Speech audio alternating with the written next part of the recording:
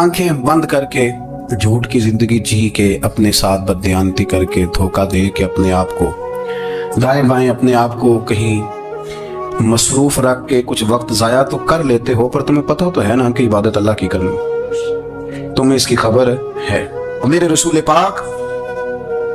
علیہ وسلم نے فرمایا بندہ اللہ کے سب سے قریب اس وقت ہوتا ہے جب وہ سجدے کی حالت میں ہوتا ہے۔ کس کے قریب ہوتا ہے؟ اللہ کے سب سے قریب ہوتا ہے، وہ بڑا نیڑے ہے رب کے، بڑا قریب ہے، اس لیے کہ وہ حالت سجدہ میں، وہ جب سجدے کرتا ہے نا اس کی بارگاہ میں جب جھک جاتا ہے۔ آپ ذرا سجدے کی کیفیت دیکھیں نا، زبان بھی یہاں ہے، آنکھ بھی یہاں ہے، کان بھی، عقل بھی ساری، اس نے سارا کچھ رکھ دیا سجدے۔ آپ وہ کبھی پیچھے جائیں تو دیہاتوں میں کہا جاتا تھا ناک سے نکیریں نکالو، بہت بڑی سزا ہوتی تھی نا، ناک سے نکیریں نکالو، بڑی سزا ہوتی تھی۔ تو اس نے کہا مالک مجھے کسی نے کہا نہیں، پر دیکھنا میں نے رکھ دی ساری عقل سجدے میں، اور رکھ کے کہا کیا سبحان ربی یا اللہ، اللہ میں پست ہوں تو اعلیٰ ہے، اللہ تو میرا رب ہے اور تو سب سے اعلیٰ۔ اتنا، اور فرمایا جب یہ اس کیفیت میں ہوتا ہے تو پھر یہ اپنے رب کے قریب ہوتا ہے۔ میرے نبی کریم علیہ الصلوۃ والسلام نے مصلی سے دل لگانے کا درس دیا، حضور نے توجہ دلائی، صحابہ اس ذوق کے حامل لوگ تھے، وہ کوشش کرتے تھے۔ جناب صدیق اکبر رضی اللہ تعالیٰ عنہ کا عبادت کا مزاج ہمیشہ قائم رہا۔ حضرت عمر فاروق ساری رات اللہ کے حضور کھڑے رہے۔ حضرت عثمان غنی رضی اللہ تعالیٰ عنہ عشاء کی نماز پڑھ کے 2 رکعتوں کی نیت باندھتے تھے، 15 سپارے پہلی رکعت میں پڑھ دیتے اور 15 سپارے قرآن مجید کے دوسری رکعت میں پڑھ دیتے۔ آپ نے نا حضرت عمر فاروق کے وصال کے بعد ان کی ایک بیوہ سے نکاح کیا، حضرت عثمان غنی نے نکاح کیا۔ وہ خاتون آپ کے نکاح میں آئیں تو عرض کرنے لگی امیر المومنین میرے لیے اعزاز تو بہت ہے کہ میں امیر المومنین کی بیوہ تھی تو امیر المومنین کی منکوحہ ہو گئی ہوں، لیکن حضور نہ تو میں جوان ہوں کہ میرے اندر رغبت ہوتی اور نہ میں اب اس قابل ہوں کہ کوئی خدمت کر سکوں، میرے ساتھ نکاح کی وجہ کیا بنی؟ تو عثمان غنی رو پڑے، فرمانے لگے میں نے عمر فاروق کو مسجد میں اپنے رب سے ڈرتے ہوئے دیکھا، میں نے اسے روتے ہوئے دیکھا، عدل کرتے دیکھا، انصاف کرتے دیکھا، امت کی خیر خواہی کرتے دیکھا۔ تمہارے ساتھ نکاح اس لیے کیا ہے کہ تم مجھے یہ بتاؤ کہ عمر فاروق گھر کے اندر اپنے رب کو کیسے راضی کرتے، گھر کے اندر کیسے راضی کرتے تھے، وہ طریقے بتلاؤ، تم بتاتی جانا اور میں بھی اسی طرح گھر میں عبادت کروں۔ جس گھر میں اللہ کا ذکر ہوتا ہے وہ گھر زندوں کا ہے، اور جس گھر میں رب کریم کا ذکر نہیں ہوتا وہ گھر زندوں کا نہیں ہے۔ گھر نا ہم نا کتابوں میں پڑھتے ہیں کہ ایک بزرگ کہتے ہیں، حضرت فضیل بن عیاض کہتے ہیں کہ میں ایک گلی سے گزر رہا تھا تو گھر کے اندر کسی قاری صاحب نے قرآن کی آیت پڑھ دی، وَلِمَنْ من خاف مقام ربہ جنتا، میں تو میرے کانوں سے ٹکرائی تو اللہ نے میری کایا ہی پلٹ دی، میں توبہ کر گیا۔ اب گھر کے اندر سے آواز آئے تو صحیح نہ تلاوت کی، پر اندر سے آواز آتی نہیں، یا ڈیک بجنے کی آواز آتی ہے، یا ٹی وی چلنے کی آواز آتی ہے، یا دھوم مچانے کی آواز آتی ہے۔ عبادت کا وہ جو خاص شوق تھا، وہ جو غسل تھا، وہ جو توانائی تھی، وہ جو بات تھی۔ ایک جگہ پہ ہم بیٹھے تھے تو وہاں ایک صاحب آئے اور انہوں نے آتے ہی کہا کہ مہربانی کریں ذرا مجھے مصلی دے دیں، میرے نہ کچھ نفل رہ گئے، تو میں نے وضو کر لیا تو کوئی مصلی مل جائے، مصلی انہیں دے دیا گیا، وہ مصلی لے کے چلے گئے تو پیچھے ایک صاحب نے تبصرہ کیا، کہنے نے کتنا ریاکار بندہ ہے، لوگوں کو دکھا رہا ہے کہ میں نفل پڑھتا ہوں، ہے کوئی بات کرنے والی؟ میں نے اسے کہا تو مہربانی کرنا، اس طرح کی ریاکاری تو بھی کر، پکڑ مصلی اور جا تو بھی تھوڑی ریاکاری کر کے آ، اٹھ ذرا، شکر کر کو یہ ریاکار بھی ملا ہے، کوئی نفل پڑھ کے ریاکاری کر رہا ہے۔ اللہ کا میں کہتا ہوں کو پڑھے تو صحیح نہ، یار یہ کوئی دور ہے نفل پڑھنے کا، اس میں تو لوگوں کا مزاج ہی نہیں، طبیعت ہی نہیں۔ میں نے کہا چل مہربانی کر یہ دے مصلی اور تو بھی جا تھوڑی سی ریاکاری کرو تو صحیح نا، مزاج ہی نہیں۔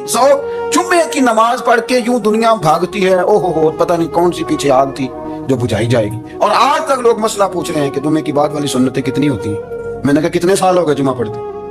کتنے سال ہو گئے، ابھی تک سنتوں کا نہیں پتا، ابھی تک نہیں علم کے پہلے کتنی رکھتے ہیں بعد میں کتنی رکھتے ہیں۔ فجر کی سنتیں کب پڑھنی چاہیے؟ سنو فجر کی سنتوں کے بارے میں۔ میرے رسول کریم سید عالم صلی اللہ تعالیٰ علیہ وسلم سے ایک صحابی نے پوچھا تھا حضور میری فجر کی سنتیں رہ گئیں یا رہ جاتی ہیں تو حکم کیا ہے؟ کیا انداز ہے حضور کا؟ بخاری مسلم کے لفظ سنو، حضور سید عالم صلی اللہ علیہ وسلم فرمانے لگے، اس نے کیا پوچھا تھا، حضور جواب کیا دیتے؟ فرمایا فجر کی سنتیں کبھی نہ چھوڑنا، فجر کی پہلی 2 سنتیں کبھی نہ چھوڑنا۔ یا رسول اللہ صلی اللہ تعالیٰ علیہ وسلم میری رہ گئی یا رہ جاتی ہیں؟ فرمایا فجر کی 2 سنتیں نہ چھوڑنا، فرمایا فجر کی پہلی 2 سنتیں مجھے دنیا اور دنیا کے اندر جو کچھ ہے وہ سب سے زیادہ پیاری ہے۔ فجر کی 2 سنتیں دنیا اور دنیا میں جو کچھ ہے مجھے وہ سب سے زیادہ پیاری ہے، اس لیے فجر کی سنتیں نہ چھوڑنا۔ اپنا ذوق، اپنی طبیعت، ہم نے نا ذوق غلط بنا لیا، اگر 20 بندے کہہ بھی دیں گے تو نے بڑی شاندار تلاوت کیا تو کیا اس سے بنے گا؟ 100 بندہ کہہ بھی دے تیری کیا بات ہے، کیا بات ہے نعت خاں کی، کیا بات ہے علامہ صاحب کی، پیر صاحب کی، پیر مہر علی شاہ صاحب رحمت اللہ علیہ، آپ تشریف فرما تھے تو آپ کے ایک ہی بیٹے بابو جی جن کو کہا جاتا ہے، جس دن صاحبزادے پیدا ہوئے تو خادم نہ وہاں سے نکلا، ان لوگوں کے شوق اور طرح کے تھے نا تو ان کی توجہ بھی اپنے شوق کی طرف رہتی، تو خادم نکلا اندر سے، پیر صاحب مبارک ہو، پیر صاحب مبارک ہو، پیر صاحب مبارک ہو، پیر صاحب مبارک ہو، شعر کر رہے ہیں، تو پیر صاحب کو وجد ہو گیا، اللہ اکبر اللہ اکبر، اللہ کیا ہوا، کس کی مبارک دے رہے ہو؟ اس کی حضور اللہ نے بیٹا دی ہے، تو آپ فرمانے لگے اچھا حضور آپ کیا ہوا، آپ تو پریشان ہو گئے، فرمانے لگے جب تم نے 3 دفعہ کہا نا مہر علی کو مبارک ہو تو میں سمجھا تھا شاید تجھے کسی نے بتا دیا ہے کہ مہر علی سے اللہ راضی ہوگا، میں سمجھا تھا کہ شاید تم یہ خبر لے کے آیا ہے کہ کسی نے بتایا ہے کہ مجھے آج خبر ملی ہے کہ مہر علی سے رب اچھا پتر ہوا ہے، الحمدللہ اللہ کا شکر ہے، پر میرے لیے مبارک کا دن وہ ہوگا جب میرا رب کہے گا کہ میں مہر علی سے راضی ہوں، میرے محبوب کہیں گے کہ میں مہر علی سے، آپ بات کو سمجھیں، شوق ہی کسی اور طرف تھا، دل ہی کہیں اور لگا ہوا تھا، طبیعت ہی کہیں اور مائل تھی، کوئی وظیفہ پوچھتے تھے تو پڑھتے تھے وہ لوگ، کچھ اللہ اللہ انہیں بتائی جاتی تھی تو کرنے کا ذوق رکھتے تھے، طبیعت تھی قائل تھی۔ حضرت ربیع کہتے ہیں میں بڑی دور سے سفر کر کے گیا حضرت اویس کرنی سے ملنے، بڑی دور سے، اور جب میں پہنچا تو فجر کا وقت تھا، تو حضرت اویس کرنی کو میں نے پا لیا، تو وہ نماز پڑھ کے نا قرآن شریف لے کے بیٹھ گئے، فرماتے ہیں اشراق چاشت کا وقت ہوا تو نفلوں کی نیت باندھ لی، محدث ابن الجوزی نے لکھا ہے، فرماتے ہیں پھر جب زوال کا وقت ہوا تو مسجد میں جھاڑو دینے لگ گئے،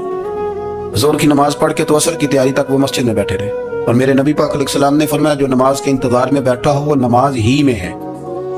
وہ نماز ہی میں ہے، فرمایا میری دنیا میری امت کی جو رہبانیت ہے نا وہ اتنی ہے کہ نماز کا انتظار کرے، اذان کے بعد نماز کا یہ راہب ہے، یہ اس وقت چھوڑ کے بیٹھے ہیں ذرا، فرماتے ہیں عصر تک انہوں نے اللہ اللہ کی، پھر مغرب تک کی، عشاء کی نماز ہوئی تو نماز پڑھی تو وہ تھک گئے،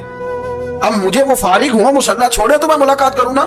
کہ آپ حیران نہ ہو کہ اتنی دیر بندہ کیسے اللہ اللہ کر، ہم نے کی نہیں نا اس لیے ہم پریشان ہیں، جو عادی ہوتے ہیں وہ کر بھی لیتے ہیں، وہ یہ کام میری بات کی سمجھ آ رہی ہے، جب جاتے ہو کسی دفتر میں تو 8 گھنٹے کھڑے رہ لیتے ہو نا، مجبوری ہوتی ہے تو کھڑے رہا جا سکتا ہے، پاسپورٹ کا دفتر بولیے امیگریشن کی لائنوں میں، اور میں نے تو ایمبیسیوں میں بندے 12 گھنٹے پہلے جا کے کھڑے دیکھے، رہ لیتے ہیں کھڑے، تو اگر ان کاموں کے لیے رہا جاتا ہے تو اللہ رسول کے لیے بھی کھڑے رہا جا سکتا ہے۔ تو فرمانے لگے کہ جب عشاء کی نماز کے بعد آخر انسان تھے تھک گئے، نیند کا غلبہ ہوا تو تھوڑی ایسی آنکھ بند ہوئی تو کھولی تو رونے لگے، حضرت ویسے کر دیا، رو کے کہنے لگے مالک مجھے غافل تو نہ کر،